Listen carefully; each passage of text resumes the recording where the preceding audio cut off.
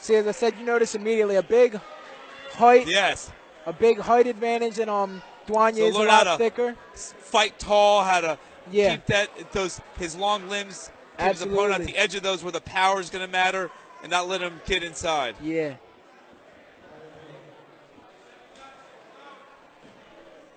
Excited to see how this one goes. Ken's a guy I train with a lot. Like every time he's in the gym, he's usually my partner. At least for one class. What are some of his strengths, and what should we look forward to? He's got a really, really good left hand, as you see immediately off the jump. He's got good movement as well. As you see, Dwanya realizes he's got to close that distance because he's a lot shorter, doesn't have nearly the range. Good left hand there from Kenny. Another good left hand.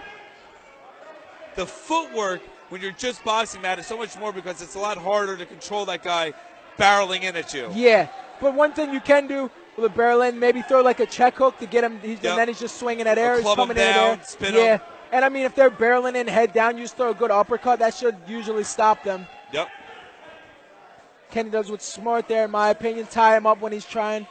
When he gets inside, you tie him up and then you make him pay on the outside. Good little head movement there from Dwanya. Yep. A lot cleaner boxing from Kenny, but Dwanya is coming in aggressive. Yeah, it's not always the technician, but someone who can just impose their will. It's not. A lot of times it's not the guy that's better technically. It's the guy that can bite down and just fight. Now, a lot of that in the clinch is not really doing anything. It's just looking at you. It makes you feel good as the fighter because you're landing something. It can also make you feel tired. Yeah, that as well. I'd like to see Kenny use that jab a little bit more. Yeah, sit on it, make it real stiff. Yeah, like a stiff jab. Yep. This is Kenny's first event? Yes, absolutely. So again, those first of those nerves, it took me about 10, 12 fights before I learned how to control it. Fortunately, I had a lot of wrestling matches where it was one-on-one competition, so by the time I got all my nerves out in wrestling, because then I realized, like, this is the same thing I'm doing in the practice room every day. Mm-hmm. So, I perform better with a clear head and, like, not too – I don't really think about the fight until I'm in there, because you can think, I'm going to do this, I'm going to do that. You don't know. But when you fixate on those things and then the guy doesn't do what you expect, it's a lot different. Beautiful. He popped out twice with his left hand and checked with the right. Good round, good round. Yes, very good round. Because I know Kenny and I know what we like to do. I'd like to see him shoot off with his left hand a little bit. So when you're selling, I understand what you're saying. Saying shoot off your left hand, what are we talking about? When I say that, I mean you're going to kind of explode in, but at an angle to where that way you land your left hand, but you're immediately out. You're not right in front of your opponent, whereas if you jump in right in front of them, obviously you're there to be hit. Shooting for a takedown. If it's MMA, you're jumping into a takedown. But shoot off, get a good angle on the left hand as you do it, but you do it very explosively to where they don't really have time to react to it. I also, as a southpaw myself, I like the hook cross. That's probably my favorite combination, hook cross, and then the lead uppercut to the cross. I love those combinations a lot. And especially when you throw the lead uppercut, you can keep it long and it keeps you there for that cross and it keeps the distance. If I'm Dwanya, again, I'm probably going to try to come in like Mike Tyson style, sort of like that peekaboo style, bobbing and weaving to get inside and then land my big hooks. I was always a shorter fighter, and I generally didn't like to do a lot of like outside shot. I like to get very tight in and throw like uppercuts. Big to the body and then start using my legs. Yes, because you hit a guy in the body a couple times, they're going to be worried about that, and that's going to have them hunching over or at least have their hands dropping down, and then you can land some things.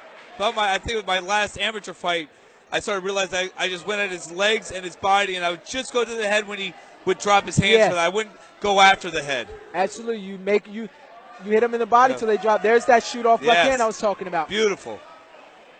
Don't get himself caught. There, good little head movement to get to the clinch. And this is what Kenny, as the longer guy, when they're inside, he wants to do, get a hold and have the ref break it. And Dwanya, it's his goal to not allow him to really clinch. To stay real active, keep the elbows in. Stay active so the ref doesn't break it.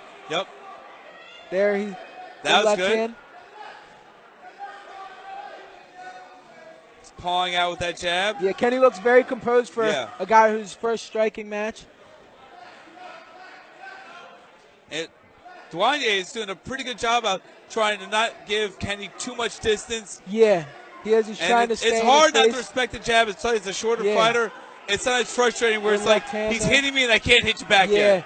And it also, as Kenny is walking him down, he's doing a good job of keeping his range, which as the shorter fighter, you don't necessarily want to be walked down. You want to be the guy pressing it so that way you can get inside. But when you got Kenny, he's using his range very well here. Yeah, he's doing a real good job. Dwanya, if I was him, I would try to – I'm either going to try to get inside fast or draw him out to attack so I can counter and get in. If I'm Kenny, you see how Dwanya is shelling up when he throws that left hand? I'd probably fake one up and go to the body because he's lifting his elbows really high there. Yeah, start digging into the gut. Yeah, absolutely. And then as soon as they stop. Excellent second round. Yeah, as soon as they start thinking about the body, you go back to the head. So what are you telling your fighters when they come back to the corner? If I'm telling Kenny, I'm telling him keep doing what you're doing. When he gets close and he starts closing that range, clinch, have the ref break it up. Keep using that left hand. He's had a lot of success with it. As I expected as his training partner, he's good with that left hand. If I'm Dwanya, I'm telling him you got to move your head a little bit and don't let him walk you down. Do not give him any space. I'd also tell him you probably want some different shoes than Chuck's. Yeah, I agree with that. I noticed that when he first came in. And also, with as thin as Kenny is, I'd be telling Dwanya, when you close that range, go to his body and go to it heavy. Yeah, don't slap the punches. Yeah, when you get tall guys like that, when you get tall, thinner guys, their body tends to be like a weaker spot. You hit that hard. Like when you hit it, you make it count. You don't just tap it, you dig in. Especially because Dwanya's not getting the chance to get a lot of offense off because he's being kept at range for the most part. So when you get in, you got to make it count. And there he's digging the body well. And Kenny does what, as a taller fighter, you should do on the inside. Tie him up. Tie him up. Get a break, And I actually saw Golden Gloves, I think it was 2013.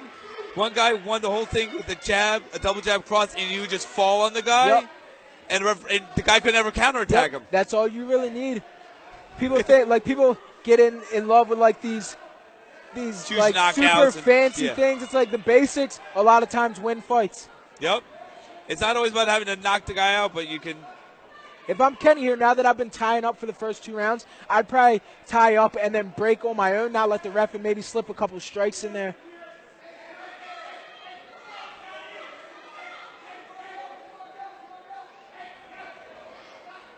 Kenny ties up again. Dwanya getting.